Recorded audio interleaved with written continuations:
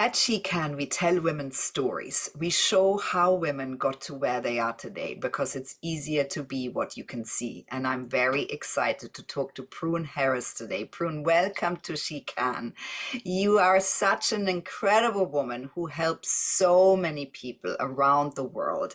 You're a body, mind, and soul energy expert, a medical intuitive, and British shaman with decades of experience in leading a private practice of energy medicine. You also wrote an incredible book called Your Radiant Soul, which is very successful, and you're a passionate educator and record online courses for people to really widen out all this incredible knowledge you have to support people. Prune, tell us a bit more about yourself. Thank you, Stephanie. I'm so glad to be here in this She Can world. Yes, well, I think you nailed a lot of it there. One of the words that I'm really using to describe the essence of my work nowadays is a soul activist. And I know that that will resonate with you and so many people, because as we step forward right now into so much uncertainty, so much chaos, so many breaking downs of systems that have held us both safe and constrained for a long, long time now, then this place of kind of emergence of soul, how do we weave together the known and the unknown, the rational and the intuitive, so on, so on? How do we bring all of this kind of conception of duality and find that place where we can all meet each other as women, as humans, as amazing beings here on earth, co-creating the world that we live in? So that's, in a nutshell, that's what I work with, and especially through the lens of energy. I've been able to see energy since I was born, the human energy system, but even more deliciously, how it interacts with the world around us. So I really deeply know how interconnected we are. And the essence of my work is sharing and teaching that so that we can all experience that soul radiance and passion to bring forward into our world, our life, whatever it is that lights us up.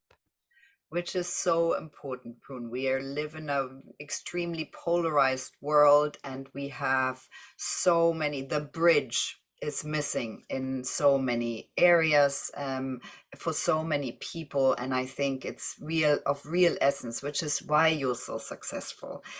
Prune, tell us a bit more about your journey. How did you get to this? It's not sort of a 9 to 5 job that one sort of, comes, flies over or thinks, okay, that's what I'm going to do. No, it isn't. And that I had a lot of that 9 to 5 programming in me. I wanted to be a successful war journalist. That was my passion. Yeah, that was where I was driving as a child and into my teenage years. But being able to see energy, which of course was my norm, I didn't have any other concept or understanding that that wasn't the norm for everybody. Um, I was very, very sensitive to the world around me. And although a fierce warrior in many ways, my body began to struggle. The way I would interpret it now, with far more hindsight than I had in my teenage years, was that I continually lived with sort of, and still do, with one foot in the non-seen world and one foot in the seen and known world. And you use that word bridge, and I think it's a really, really important one. I was acting as a bridge between the seen and the unseen, and that was taking a real strain on my body system. And at that point, I didn't know how to nurture it. I didn't understand my own energy systems in ways that could move into balance and out of balance, any more than any of us instinctively know. And so I got very, very ill. And I spent many years between my middle teenage years and even into my early 30s, although I did a lot of traveling and I studied and led a enjoyable and striven life, but it wasn't in balance. And I would keep hitting these big places of burnout or severe ill health until I really decided I needed to learn much more. And I was able to watch each time I hit burnout or was ill, I was able to watch how my energy systems collapsed. And meanwhile, I started training with healers from all over the world in different modalities so that I could begin to not only understand, but put the languaging to what was so natural for me to see. Um, and so that was the route. And I began working with other people. In fact, I'd always done that. I was the healer in my family. I'm from a big family, and there was always broken bones or pulled backs, or we're a farming family. So there was always someone injured or out of sorts in some way. And as the youngest of this family, I was the natural healer anyway. So in lots of ways, it was instinctive. In lots of ways, it was a forced initiation. And as we progress through our lives, we meet initiation points again and again and again, don't we? And finally, I was able to accept, okay, this is the path, not only that's sort of laid out before me, but the path that I choose. Prune, and tell us a bit more on how, so you have a new client or a course. How is that structured? So we can tell people a little bit more on how you work.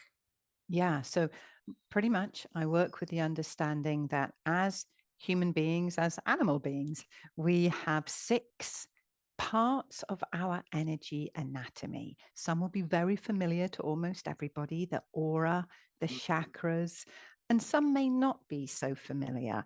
The heart field, we're familiar with it in our modern science because, of course, that's what we use for our medical understandings of ECGs and other ways of working with the electromagnetic energy of the heart. But we also have this profound energetic core, which really houses our soul essence, the deepest energy that we have.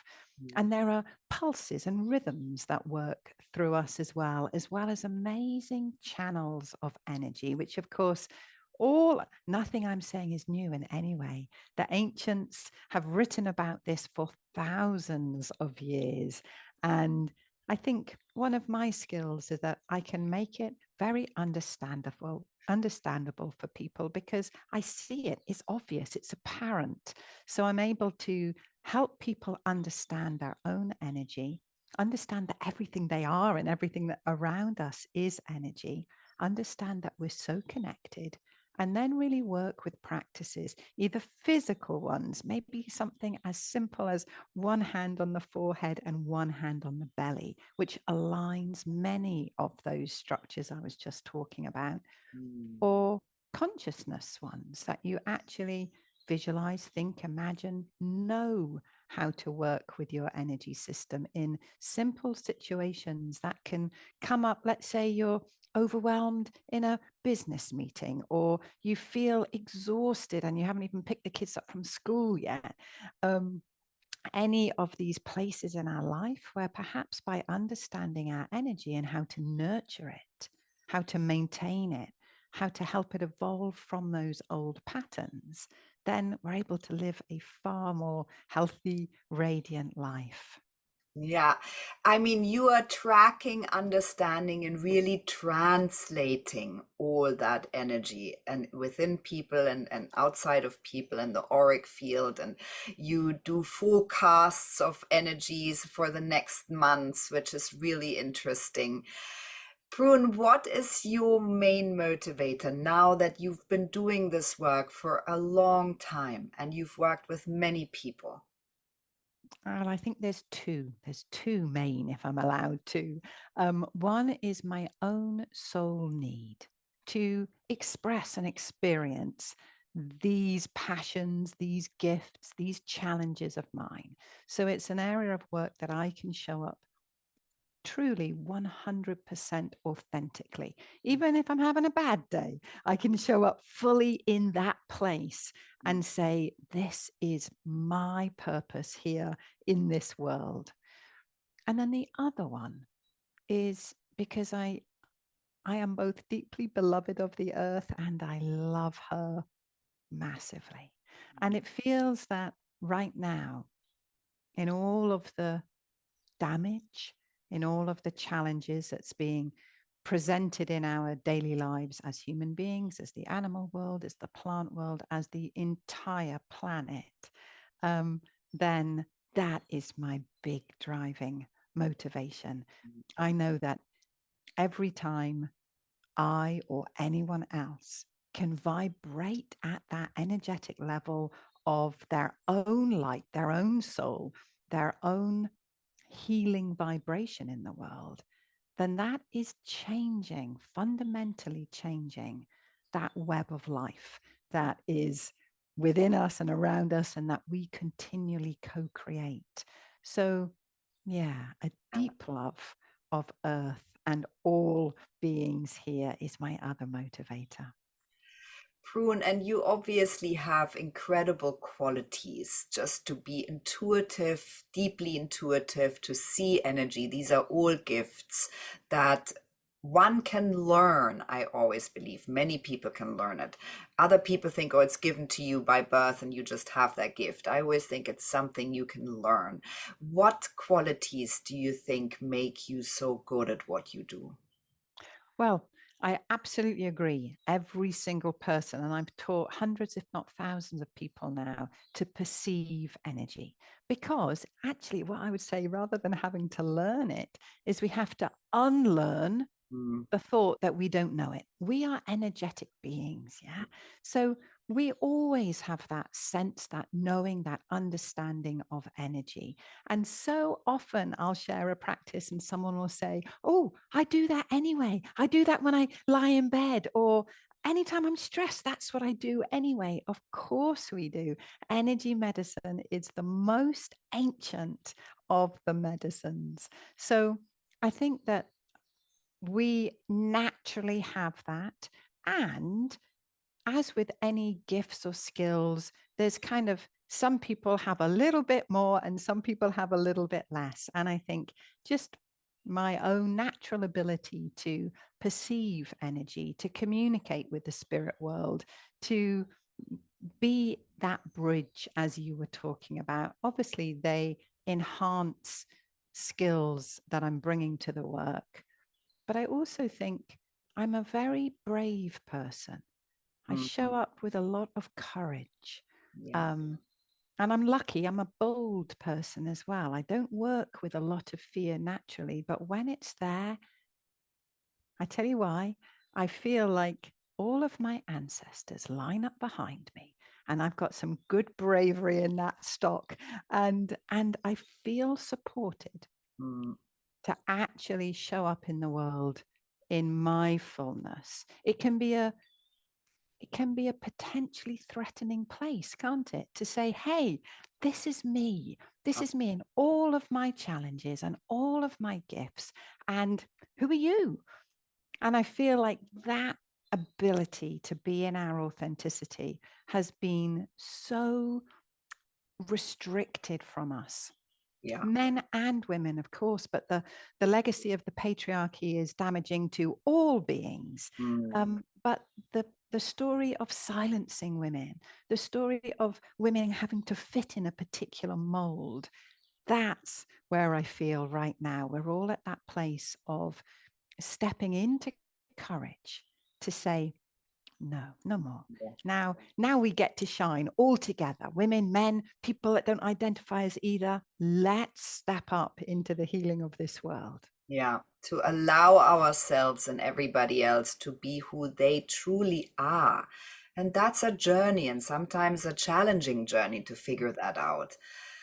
Prune, so give us some top tips now that we're on this topic. Give us some tips on how people get in touch with themselves, with that energy within them, and then realize that this is something they carry out into the world.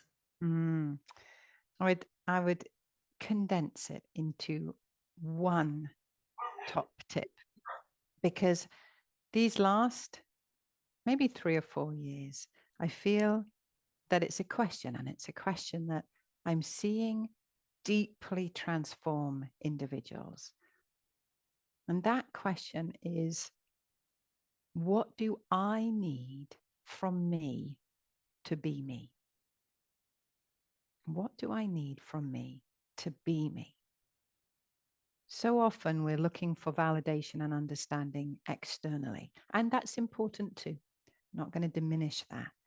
But to ask yourself the question, what do I need to be me today? What do I need to be able to nurture myself into my fullness today? I think that's a really fundamental question.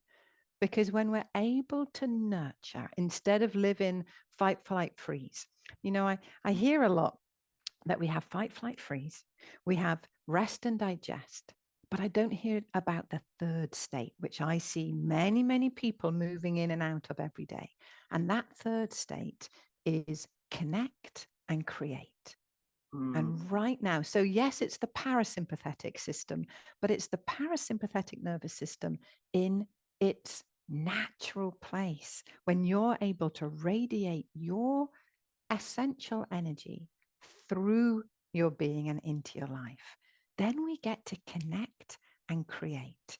And I think any way that we can connect and create is an amazing, joyful, and healing force in our world. That's where our solutions are going to come from. Because right now, we can't create the solutions because we're not even sure what the question is. And when we can't meet the question, how on earth do we find those long-term solutions? So I would say It that, sounded so simple, but there's laden with yeah. so many different things, your tips, Prune. So, do you have any suggestions of how people can even start doing that? I mean, what do you ask? Is that someone to sit down and do 10 minutes of just whatever it is, sitting in peace, sitting in silence, meditating, whatever you want to call it, to just get off a bit the crazy train and even try and connect, with yourself? Yeah. Well, I think that question of what can I do to nurture myself more today? That's in some ways a really simple question. And we get those little flashes of inspiration. And then we turn that inspiration into action. So let's say I say, okay, what do I need to do to nurture myself today? And I immediately kind of everything about my energy restricts. So I think, what a crazy question. I've got too much to do. My to-do list is like this. I'm not even going to be able to, I don't even know if I'm going to be able to cook dinner tonight. Yeah. All right. So now we know, we have the awareness. Hang on. Now I'm in fight, flight, freeze. Now I'm activating entirely from my subconscious. Is there another way? Is there a choice? What's one thing I could do, even for 3 minutes, 4 minutes? What's one thing? And then maybe you pop up and you think, well, I haven't chatted to that awesome friend of mine for like 3 weeks now, and she always makes me laugh. My one thing today is I'm going to pick up that phone and I'm going to chat to that friend, even if I'm doing something else while I speak to her. So at that point, suddenly our system takes a movement. And then we speak to that friend and we laugh and our radiance gets activated. And again, now we're into the parasympathetic nervous system. We're no more in that limited habitual field. And if we do every day something as a response to that question, we begin to change the energetic habit that maybe we've lived in for 10, 20, 70 years. We begin to change it so that after just a few days, your whole energy system and your conscious thoughts are beginning to ask the question before you even ask it, which means that your boundaries get nurtured. Your to-do list gets looked at through that place of the wild wisdom inside you rather than that external, imposed, rational, yes, I've got to do it. You say, how can I do this? It's too much. If I'm going to nurture myself, and for me today, that nurturing is going for a walk. Well, that's an hour. I'm going to give myself an hour. And suddenly those 3 minutes that what started, I'll call that friend, becomes a way of life. Yeah. And so we're continually nurturing. You know, I'm going to tell you one thing, Stephanie, and it kind of blew me away when I realized this. Only a few months ago, I was tracking where imbalance is, or the quantity of imbalance in any system. Once I've seen someone, once I've seen their energy system, I can track that back until their conception, really. I can just track it and watch it and see where balance is, where imbalance is. And I realized I've never seen anyone, and I've worked with people in the most horrific physical circumstances. Think of any of the big diseases, I've worked with them. And I realized I've never seen anyone with more than 5 or 6% of their system out of balance. Never. Wow. Even in the most riddled cancer, 95, 96, 97% of their energy system, of their body system, is flowing in balance, in health, in connection. And that blew me away. That's mind-blowing. Yeah. Yeah. That blew me away, because I thought, that's not the mainstream story. No. That's when we kind of look at the mainstream biomedical understanding, we reduce everything to find the problem, to medicate it. Mm. But actually, this huge healing capacity that's within us at all times, if we activate that, and that's the basis of my work and all healers, if we can activate that, we activate that template of health, and that brings healing to that 3, 4, 5%. Yeah. So I think, Wow, Prune, you've just blown my mind. and yet, Stephanie, like, you hear the truth in it, don't you? You Yes. feel that truth. And that's what blows me away, is because when I was really kind of, really that little, and I tracked and I looked and looked, and yeah, that little. Well, then that's an easy fix. It We sounds just need to so activate it. doable all of a sudden. Yeah. Yeah. Yeah. And then you think of all of those people whose stories you've heard or read, or maybe it's your story, that you had some kind of diagnosis and you transformed it.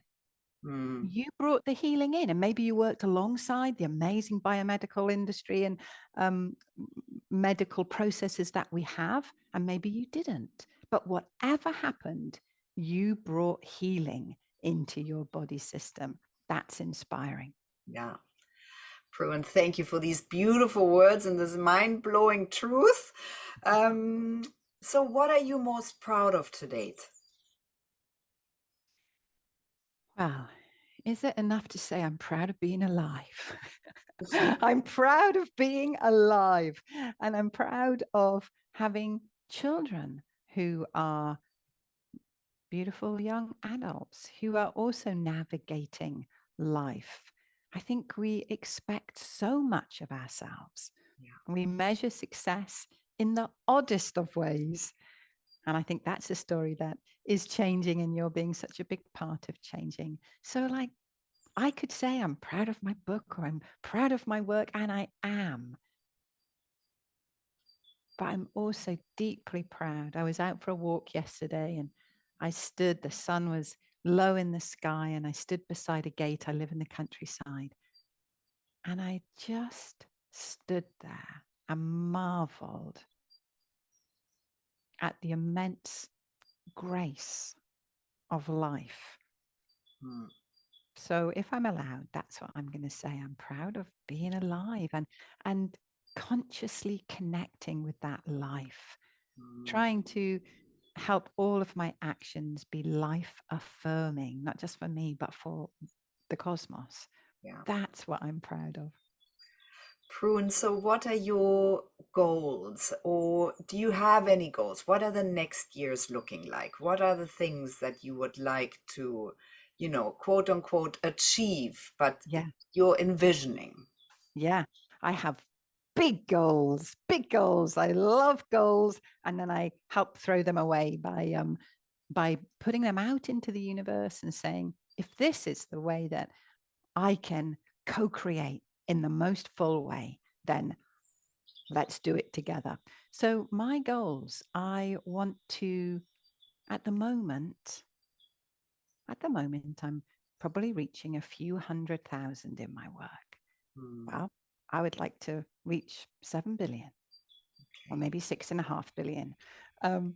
I would like this understanding of how, by understanding your energy, you can literally transform your world and the world. Mm. I would like that to be a global understanding. I'd like it to be in schools so that when a child feels overwhelmed, or even before they feel overwhelmed, they know the super simple tools Yes. that they can bring in immediately on their body system to nurture the parts of their energy system that just got ungrounded and shot into overwhelm. So every energy shows up in different emotions, thoughts, experiences. So I'd like it to be in schools. I'd like it to be in boardrooms. I'd like it to be at the top level of all politics. I'd like it to be in finances. So you see, Stephanie, we're working together for the same goal. I want that your energy fields are fields of consciousness. And when we know how to nurture them, we can deeply change this world. And I'm so grateful for this conversation that's not only so inspiring, mind blowing, but also showing that you can have massive goals and massive dreams. And that is, really good to have. And you show that, Prune. And thank you for all your work, because you really change people's lives. And just by following you on Instagram or listening to your YouTube channel, you learn so many tools that one can apply in one's daily life. So yes, thank you so much for you and your work and everything that you are and put out into this world. Thank you, Stephanie. Well, I definitely feel connected and creative in this conversation right now. So thank you from my heart and soul too.